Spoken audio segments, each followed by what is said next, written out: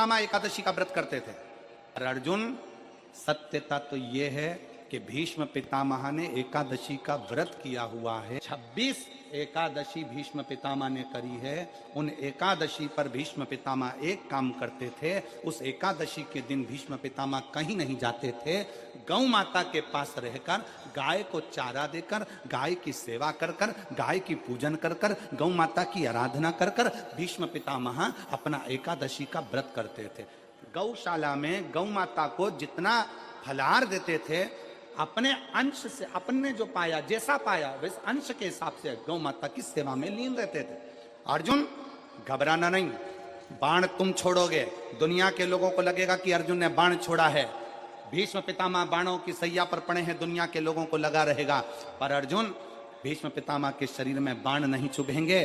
भीष्म पितामह बाणों की सैया पर नहीं, जो एकादशी का व्रत भीष्म पितामह ने करा है, उस एकादशियां भीष्म पितामह को अपने हाथ पर झेल लेगी और उसको अपने हाथों पर।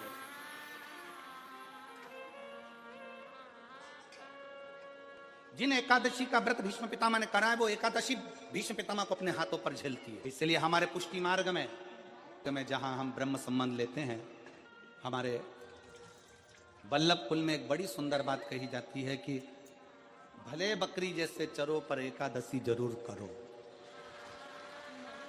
वो भीष्म पितामह के संवाद को देखकर कहा जाता है, वो भीष्म पितामह के संवाद को देखा जाता है कि भीष्म पितामह के शरीर को एकादशी ने अपने हाथ में झेल कर रखा।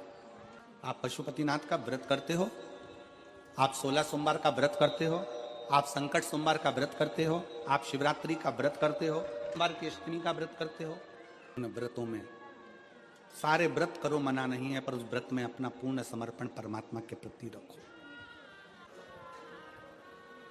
केवल खाना छोड़ा है, अन्न छोड़ा है, भोजन छोड़ा है, और दिन में सुबह से लेकर शाम तक 2-3 बार तुमने कुछ ना कुछ पाया है, वो व्रत हो सकता है आपकी दृष्टि में, पर हमारी दृष्टि में व्रत कौन सा है? शिव महापुराण की कथा कहती है कि सुबेरे आपका व्रत चालू हुआ, दूसरे दिन ब्रह्म मुहूर्त तक जो आपका व्रत आपने रखा है, भगवान का जो व्रत कर रहे हो, उस व्रत में एक बात अपने अंदर उतार कर रखो कि इस दिन मैं अपने मोबाइल का त्याग करती हूँ, पूरे दिन मैं मैसेज नहीं पढ़ूंगी, मैं देखूंगी नहीं, मैं अपशब्द नहीं कहूंगी, मैं जानूंगी नहीं। दूसरा, आज के दिन मेरा व्रत है, आज 1 महीने में, 15 दिन में, 2 दिन में, 20 दिन में मैंने अगर किसी से भी अपशब्द कहा होगा, आड़ा टेढ़ा कहा होगा, तो सबसे पहले आज व्रत वाले दिन मैं उसको सॉरी कहूंगी, क्षमा मांगूंगी और अपने हृदय से लगाने का प्रयास करूंगी। व्रत है। व्रत का तीसरा अंश, आज मेरा व्रत है, मैं आज के दिन किसी को भी अपशब्द नहीं बोलूंगी, किसी के लिए आड़ा टेढ़ा नहीं बोलूंगा, आज जितना बन सकेगा मैं सात्विक जीवन जीऊंगा। चौथा, आज मेरा व्रत है, आज के दिन मैं झूठ नहीं बोलूंगी, ना झूठ बोलूंगा सुबह से लेकर शाम तक। और पांचवा, आज व्रत वाला दिन है, जितना फलाहार मैं करूंगी उसका पैसा जोड़ूंगी कि 15 रुपए का मैंने साबुदाना खाया, 10 रुपए का बटाटा खाया, ये खाया, वो खाया, सारा हिसाब लगाकर 55, 60, 70 रुपए जितने होते हैं, उसमें से एक अंश निकालकर मैं उसका एक भाग किसी गौशाला में जाकर गाय को चारा जरूर दूंगी। आपका व्रत, आपकी साधना, आपका तप, आपका बल, आप कैसा कर रहे हैं? केवल भूखे रहने पर भगवत पद की प्राप्ति नहीं होती। शिव महापुराण की कथा कहती है कि भूखे रहने से भगवान की प्राप्ति नहीं होती। शिव पुराण की कथा कहती है भगवान को पाने की भूख बढ़ाने से भगवान की प्राप्ति होती है। भीतर से परमात्मा को पाने की भूख बढ़ाइए, भगवान को पाने की भूख बढ़ाओ भीतर से।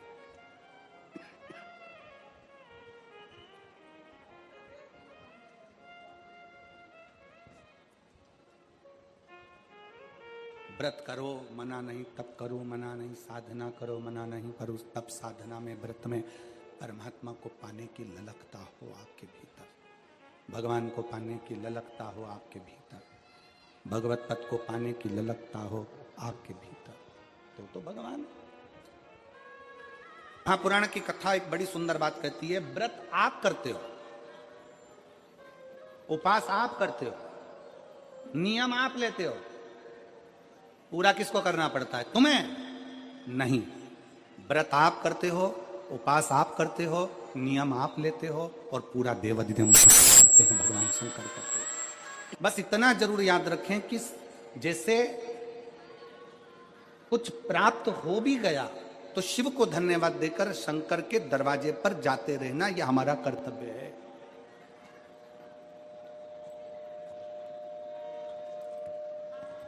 एक बहन जी ने पत्र लिखा था कल।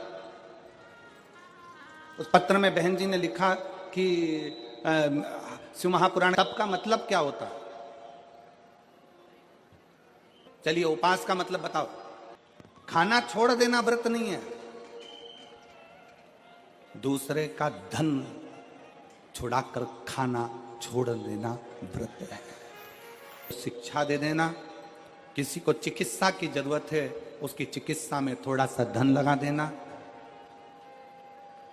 कोई रोते हुए की आंख के आंसुओं को पोंछ देना, किसी के दुख में खड़े होकर उसको खुशियां प्रदान कर देना, ये दुनिया का सबसे बड़ा व्रत है, सबसे बड़ी साधना, सबसे बड़ा तप। मन साफ है तो सारी गलतियां माफ है, और अगर मन ही साफ नहीं है तो गलती कौन माफ करेगा भाई। रहे हैं वो भी श्रवण करें। एकादशी के दिन बन सके एक बेलपत्र, उस बेलपत्र के मध्य भाग में बीच वाली पत्ती पर लाल चंदन और दोनों पत्तियों पर पीला चंदन, नीचे वाली दोनों पत्तियों पर पीला चंदन, बीच वाली पत्ती पर लाल चंदन और दोनों पत्तियों पर पीला चंदन, और इसी बेलपत्र के साथ में जो लाल चंदन वाला जो पत्ती है उस पर एक श्वेत पुष्प, सफेद फूल रखकर आप अपनी कामना कर जब आपको जल चढ़ाते चढ़ाते 3 महीना, 4 महीना, 5 महीना, 6 महीना आपके हो जाए और बाबा देवाधिदेव महादेव को जल चढ़ाते चढ़ाते समय बीत जाए, तब बाबा से अपने दिल की बात कहने के लिए लाल चंदन, सफेद पुष्प, पीला चंदन दोनों पत्तियों पर अपने हाथ में लेकर कामना कर अशोक सुंदरी वाली जगह पर जब हम उसको समर्पित कर, अशोक सुंदरी वाली जगह पर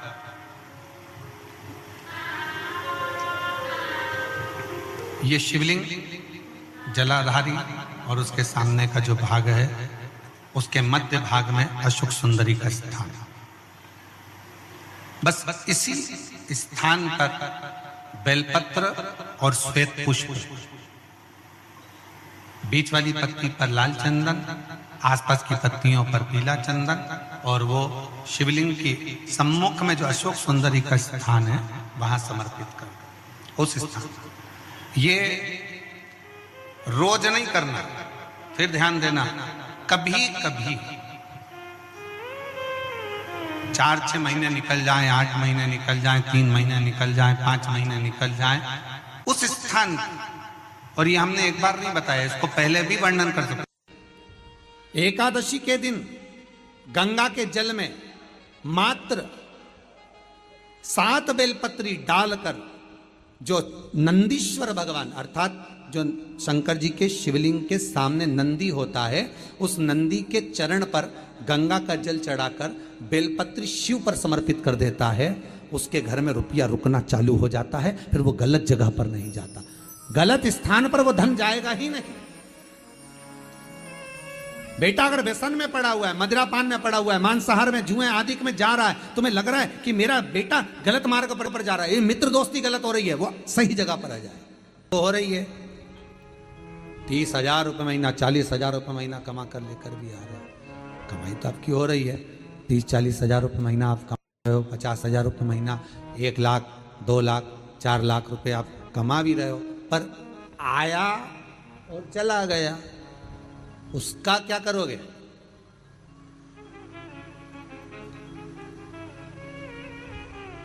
उसका करना क्या है?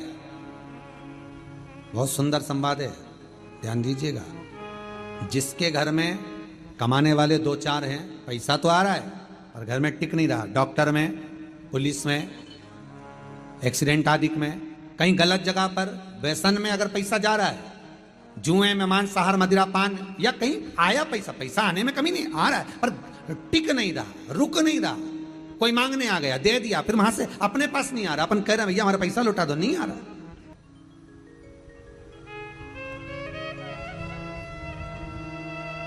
करना है एकादशी। कई लोग इसको धन के लिए भी करते हैं, संपदा के लिए। संपदा के लिए अर्थात जिसका व्यापार नहीं चलता, जिसके घर में पैसा नहीं आता, या नौकरी नहीं लग रही, या सर्विस नहीं लग रही, आप अप्लाई कर रहे हो, जगह जगह जाकर इंटरव्यू भी दे रहे हो और पैसा नहीं आता, तो उसके लिए भी प्रयास किया जाता है। पर उसके लिए यहाँ पर जो धन के लिए करते हैं, उसके लिए विष्णुपदी के लिए करते हैं। मतलब जैसे गंगा के जल में तुलसी के 11 पत्ते डाले जाते हैं। कितने पत्ते डालते हैं? 11 तुलसी के पत्ते डालते हैं, और उसको किसी भी नारायण के मंदिर में, राम कृष्ण शिव, शंकर नहीं, राम कृष्ण भगवान विष्णु दत्त आदि जितने नारायण के मंदिर हैं, उस मंदिर में किसी भी पात्र में, एक छोटे से पात्र में उसको भरकर रखी आते हैं महाराज। उससे भी जॉब, सर्विस, नौकरी में सफलता प्राप्त हो जाती है। परंतु वो भी एकादशी को ही होता है। कुछ देर तक पात्र को रखा जाता है, फिर वही पात्र का जल किसी भी वृक्ष के नीचे डाल दिया जाता है, उससे भी नौकरी के लिए फायदा मिलता है। गंगा का जल कोई साधारण नहीं। पैसा धन ज्यादा आने लगे तो पत्नी को कहना चाहिए कि देखो थोड़ा बहुत मेरा मन है, शिव महापुराण की कथा हो जाए, या फिर कहीं सत्कर्म में लग जाए, कहीं ब्राह्मण भोज, साधु भोज, सन्यासी भोज, गुरु जन में, संत जन में, साधु जन में, तपस्वी जन में कहीं लग जाए। ये धर्म पत्नी, जहां धर्म जुड़ा हुआ हो वो धर्म। महाराज कुछ तिथियां होती हैं, जिन तिथियों में अगर आप रोज गंगा का जल शंकर को नहीं चढ़ा सकते, तो शिव महापुराण कथा कहती है, स्कंद पुराण कहती है, विष्णु पुराण कहती है, गर्ग संहिता कहती है, गीता पुरुष गोरखपुर का कल्याण का गंगा अंक कहता है कि कुछ तिथियां भारत की भूमि पर ऐसी वर्णित है जिन तिथियों में भी गंगा का जल हम शिव को अगर एक बूंद भी समर्पित कर रहे हैं, गंगा का जल मात्र एक आधी चम्मच भी, आचमन जितना भी अगर हम शिव को समर्पित कर रहे हैं, तो उसका सुख आनंदित है। जैसे पंचमी तिथि, नवमी तिथि, दशमी तिथि, एकादशी, प्रदोष, पूर्णिमा, अमावस्या, ये तिथियां हमारे यहाँ जो दी गई हैं, इन तिथियों में अगर हम गंगा का मात्र थोड़ा सा जल भी अगर जल के पात्र में डालकर गंगा जी का जल थोड़ा सा भी शिव के पास लेकर जा रहे हैं, तो ये एक भाव अपने भीतर होना चाहिए कि आप केवल गंगा का जल साधारण शिव मंदिर में समर्पित नहीं कर रहे हो, आप गंगा का जल भले अपने घर से लेकर जा रहे हो और थोड़ा सा भी जल ले जाकर अगर शिव को समर्पित कर रहे हो, तो तुम्हारे भीतर यह भाव होना चाहिए कि मैं गंगोत्री से जल भरकर सीधे रामेश्वर में ले जाकर गंगा के जल को समर्पित कर रही हूं। श्रावण के महीने में या अन्य महीने में आप शिव को समर्पित कर रहे हैं, यह आपके भीतर एक भाव उत्पन्न होना चाहिए। एक बात आपको कही थी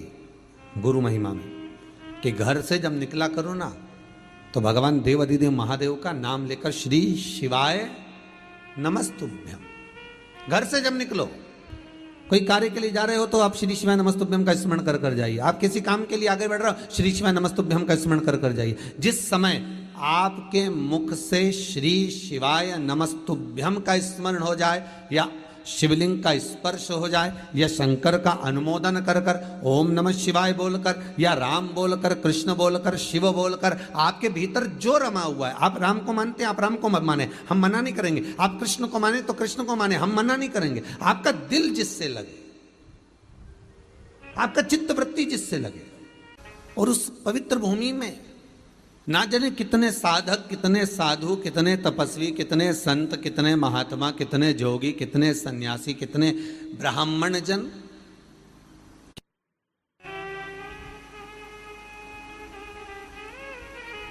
पवित्र भूमि,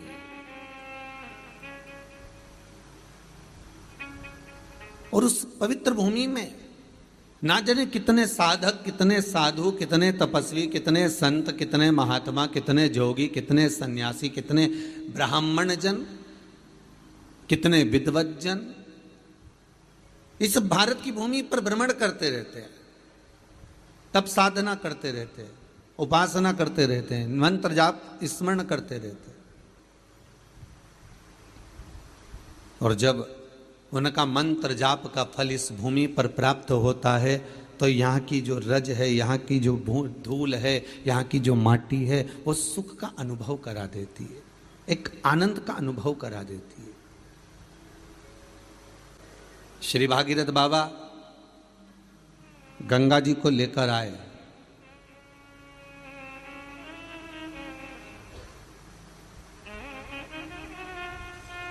भागीरथ बाबा तो गंगा जी को लेकर आए 60,000 काकाओं के उद्धार के लिए, और वो गंगा भी बहती हुई गौमुख से लेकर चलते चलते चलते चलते वो गंगा भी कलकत्ता तक जब पहुंची है, गंगा सागर तक जब पहुंची है,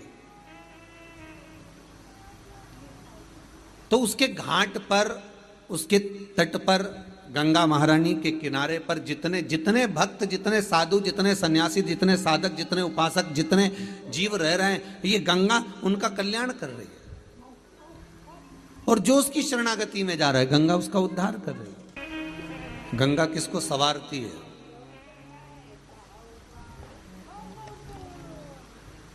किसी ने कहा कि प्राण छूटे और गंगा जी में ले जाकर अस्थियों को छोड़ दो तो गंगा मोक्ष देती है। विष्णु पुराण में, गर्ग संहिता में, देवी भागवत में, शिव महापुराण में, स्कंद पुराण में लेख लिखे हैं कि गंगा जी ने शंकर जी से वर मांगा था कि मेरे जल में जब तक जीव की अस्थियां पड़ी रहेंगी तब तक वो जीवात्मा वैकुंठ का भोग भोगेगी।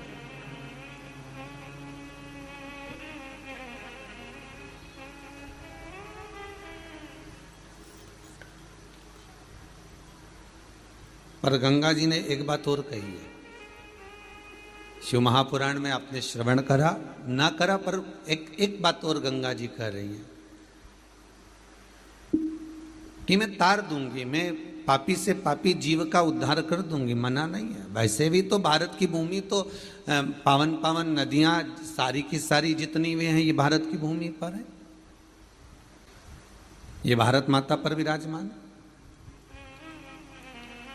सारे के सारे पावन तीर्थ इस भारत की भूमि पर विराजमान है।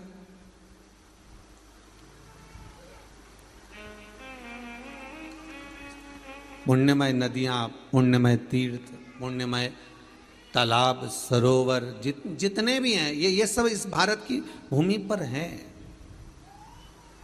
गंगोत्री में